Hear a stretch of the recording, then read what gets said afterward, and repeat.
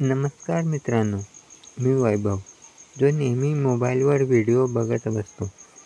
त्यात परदेशी व्हिडिओ बघून मला वाटलं आपणही काहीतरी मजेदार करून पाहावं. पण माझ्या गळ्यामध्ये हे सगळं इतकं सोपं नाही, हे मला माहीत होतं. तरी मी मस्तीच्या मूडमध्ये माझी शोधमोहीम सुरू केली. Railway station, mall, bus stop सगळीकडे फिरलो. थोड्या बिनधास्त मुलीच्या शोधात, पण काही केल्या मला माझ्या प्लॅनला साजेशी कोणी भेटलं नाही. शेवटी थकून हारून मी हार मानली.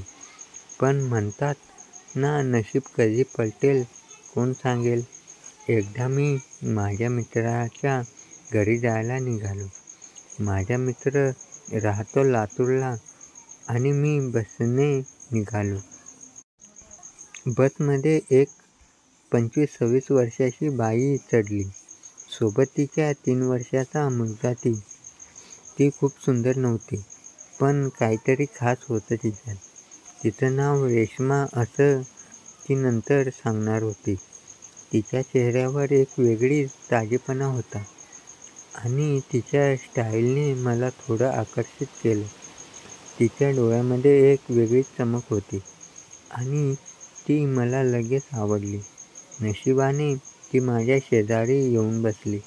2 मिनिटांनी ती म्हणाली, "भाऊ, जरा बाजूला व्हा, मुलाला बसवते."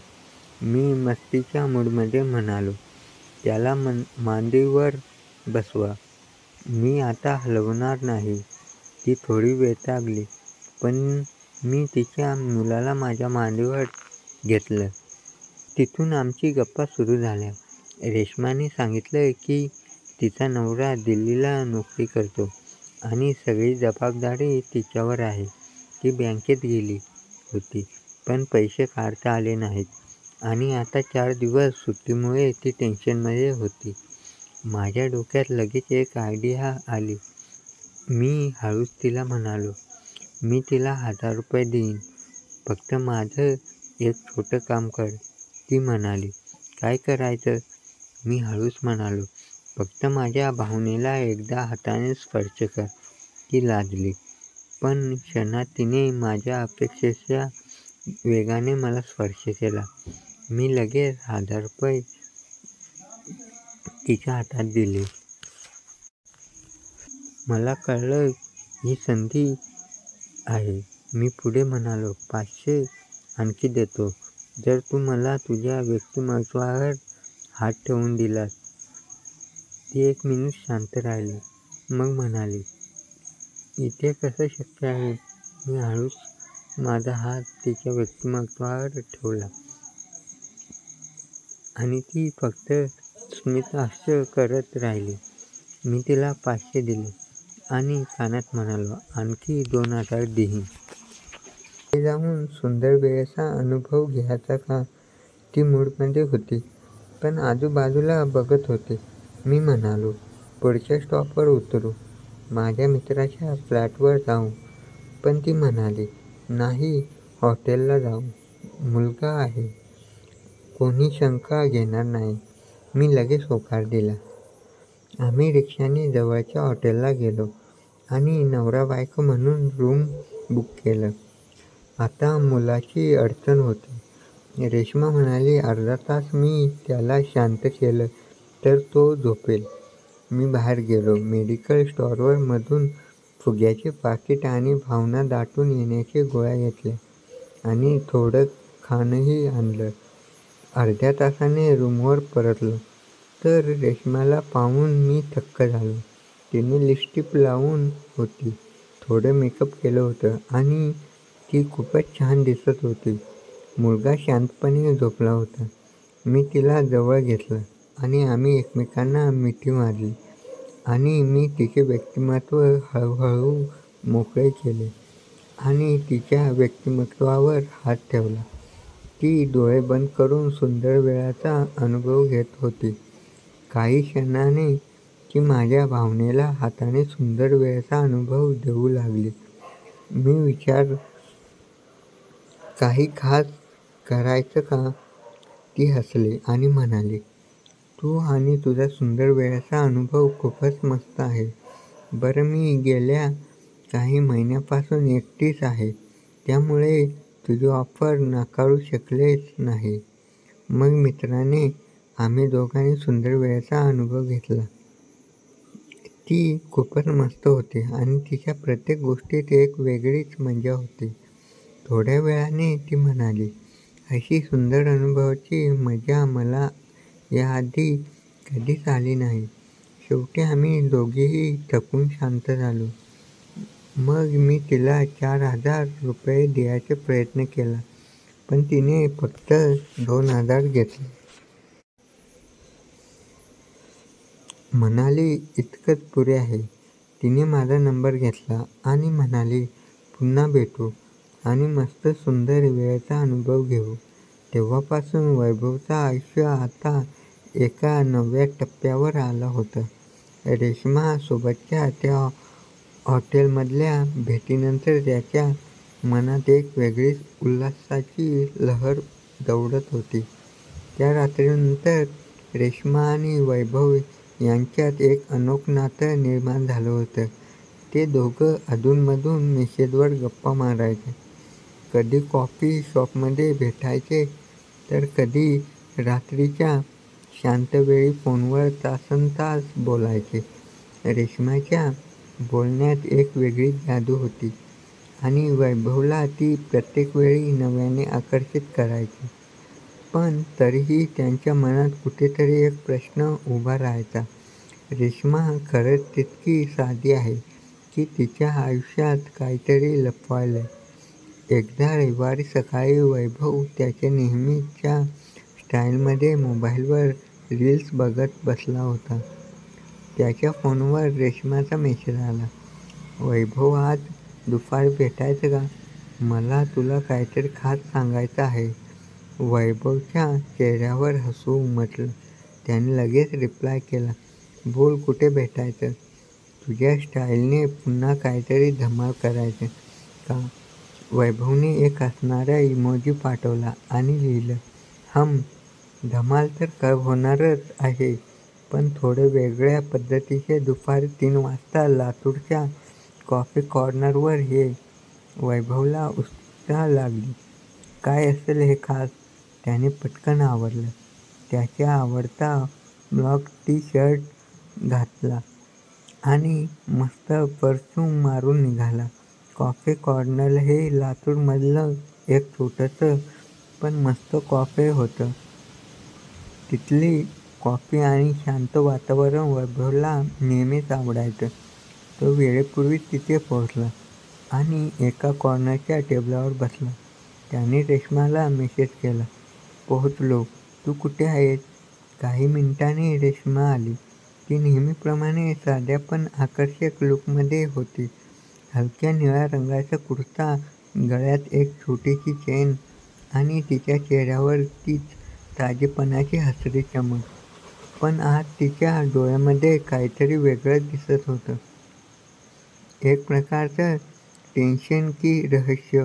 तिच्यासोबत तिचा मुलगा नव्हता आणि वैभवला ते थोडं आकर्षक वाटलं. काय ग, आज छोटा कुठे आहे? वैभवने मिश्किलपणे विचारलं. रेश्मा हसली आणि म्हणाली, त्याला माझ्या मैत्रिणीकडे ठेवलंय. आज मला तुझ्याशी शांतपणे बोलायचं आहे. तिने कॉफी ऑर्डर केली आणि मग हळूच बोलायला सुरुवात केली. वैभव, तुला माझ्याबद्दल काय वाटतं? तिने अचानक विचारलं. वैभव थोडा गडबडला. अरे, तू मस्त आहेस. मजा येते तुझ्यासोबत. तुझ्या एक वेगळीच एनर्जी आहे. पण हे असं अचानक काय विचारतोय? रेश्माने एक दीर्घ श्वास घेतला आणि म्हणाली, मला तुला माझ्या आयुष्याबद्दल काही सांगायचं आहे, पण तू मला वचन दे की तू हे कोणालाच सांगणार नाही. वैभवच्या मनात आता खूप प्रश्न उभे राहिले. काय असेल हे? त्याने गंभीरपणे होकार दिला. बोल रेश्मा, मी कुणाला काय सांगणार नाही. तुझा विश्वास आहे माझ्यावर. रेश्माने कॉफीचा एक घोट घेतला आणि बोलायला सुरुवात केली. वैभव, मी तुला सांगितलं होतं की माझा नवरा दिल्लीला नोकरी करतो, पण ते खरं नाही. वैभवच्या भुवया उंचावल्या. मग तो कुठे आहे? रेश्माने डोळे खाली घातले आणि हळूच म्हणाले, माझा नवरा गेल्या 2 वर्षांपासून बेपत्ता आहे. मी त्याला शोधण्याचा खूप प्रयत्न केला, पण काहीच कळलं नाही. पोलिसांनी हात टेकले. वैभवला धक्का बसला. काय बेपत्ता? पण कसं? आणि तू मला आता का सांगतेस? रेश्माने एक दीर्घ श्वास घेतला आणि पुढे सांगितलं, माझा नवरा अमोल एका मोठ्या कंपनीत मॅनेजर होता. त्याचं काम चांगलं होतं, पण तो काहीतरी गुप्त प्रोजेक्टवर काम करत होता. त्याने मला कधीच त्याबद्दल जास्त सांगितलं नाही. पण एकदा रात्री तो घरी आला. खूप घाबरलेला होता. त्याने मला फक्त एवढंच सांगितलं की रेश्मा, जर मला काही झालं तर तू आणि मुलगा सावध राहा. त्यानंतर दुसऱ्या दिवशी तो ऑफिसला गेला आणि परत कधीच आला नाही. वैभव स्वस्थ झाला. पण रेश्मा, तू इतके दिवस हे सगळं कसं काय लपवलंस आणि आता मला का सांगतेस? रेश्माने त्याच्याकडे पाहिले. तिचे डोळे भावनेने भरलेले होते. कारण मला वाटत की आता कोणीतरी माझ्या मागे आहे. गेल्या काही दिवसांपासून मला असं वाटतंय की कोणीतरी माझा पाठलाग करतंय. मी घरी असते तेव्हा रात्री कधी कधी विचित्र आवाज येतात. आणि काल मला माझ्या दारावर एक चिठ्ठी सापडली. त्यावर फक्त एवढंच लिहिलं होतं, तुला सत्य कळलं तर तुझं आयुष्य धोक्यात येईल. वैभवच्या अंगावर काटा आला. काय? रेश्मा, हे सगळं खूपच गंभीर आहे. तू पोलिसांकडे गेली नाहीस? रेश्माने डोळे पुसले आणि म्हणाली, पोलिसांना सांगितलं, पण त्यांनी फक्त तक्रार नोंदवली. म्हणाले कुणीतरी मज्जा करत असेल. पण मला खात्री आहे हे सगळं अमोलच्या त्या प्रोजेक्टशी जोडलं गेलंय. वैभवचं डोकं गरगरलं लागलं. ही काय थ्रिलर मूव्ही आहे का? पण रेश्माच्या डोळ्यामधलं भय आणि तिची अस्वस्थता पाहून तिला मदत करावीशी वाटली. रेश्मा, तू एकटी नाहीस. मी तुझ्यासोबत आहे. पण आपल्याला आता काय करायचंय? रेश्माने त्यांच्याकडे कृतज्ञतेने पाहिले. वैभव, मला माहीत आहे तू मला अनुभवतेस तेवढीच मी आहे. पण मला तुझी मदत हवी आहे.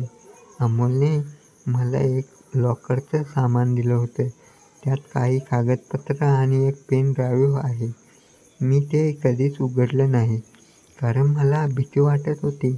पण आता मला वाटतं त्यातच सगळं सत्य लपलं आहे. वैभवने विचार केला आणि म्हणाला, ठीक आहे, आपण ते लॉकर उघडू.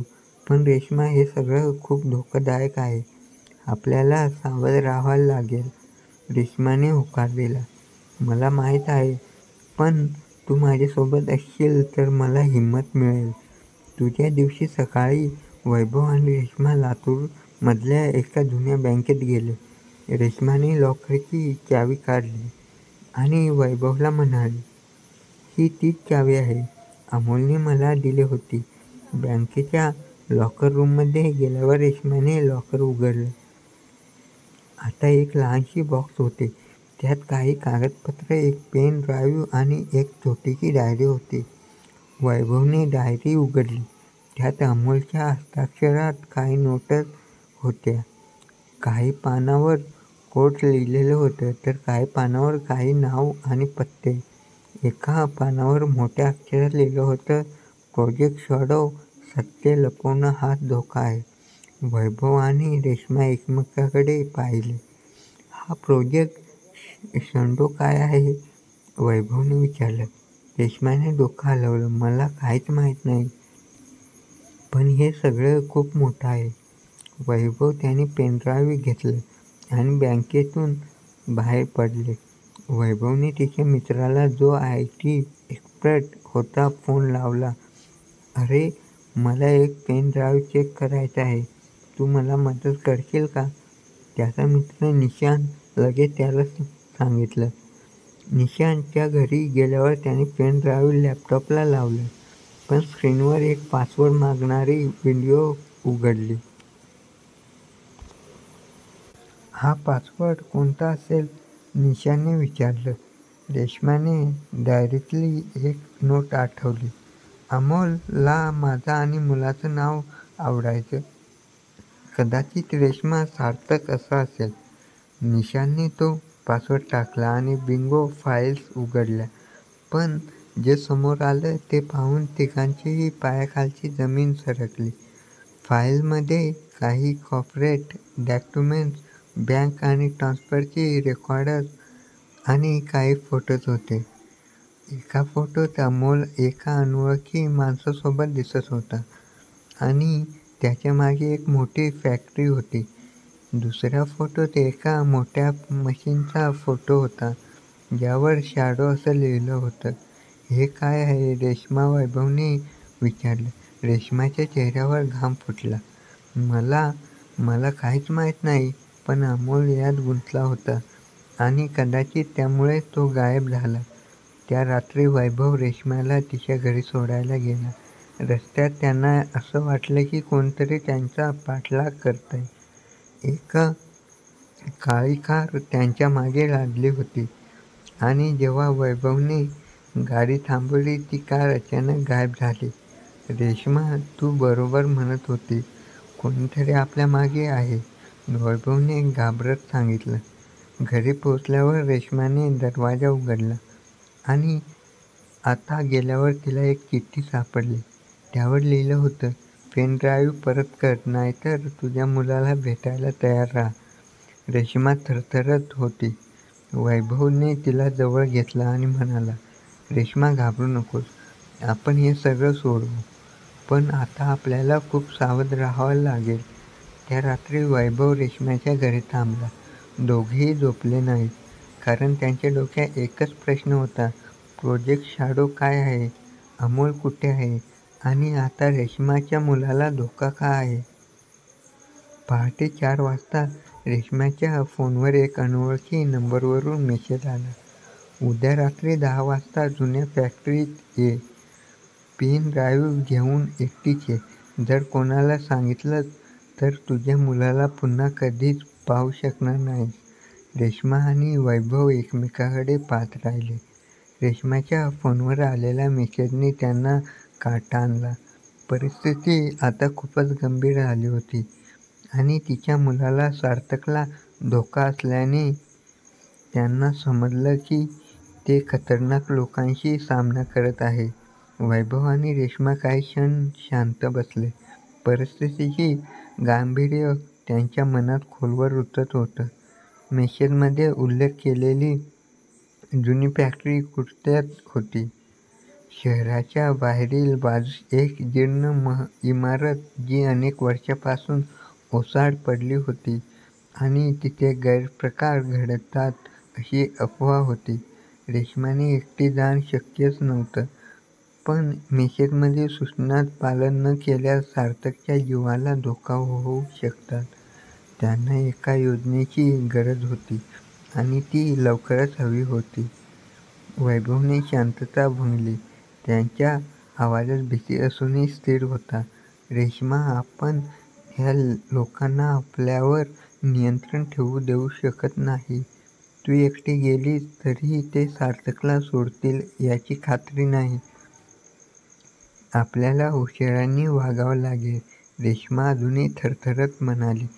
पण आपण काय करू शकतो? ते आपल्यावर नजर ठेवताय. वैभव, जर आपण पोलिसांना सांगितलं तर ते सार्थकला इजा करू शकतात. वैभवने क्षणभर विचार केला. त्याचं डोकं वेगाने काम करत होतं. आपण पोलिसांकडे जाणार नाही, आता तरी नाही. पण आपल्याकडे निशांत आहे. तो टेक्नॉलॉजीत माहीर आहे. कदाचित तो आपल्याला त्या पेन ड्राईव्हमधलं काय आहे ते शोधण्यात मदत करू शकेल, जेणेकरून आपलं त्याच्या जाळ्यात अडकण्याची. तर मित्रांनो, जर तुम्हाला पुढचा भाग बघायला असेल तर नक्की लाईक करा आणि चॅनलला सबस्क्राईब करा. थँक्यू.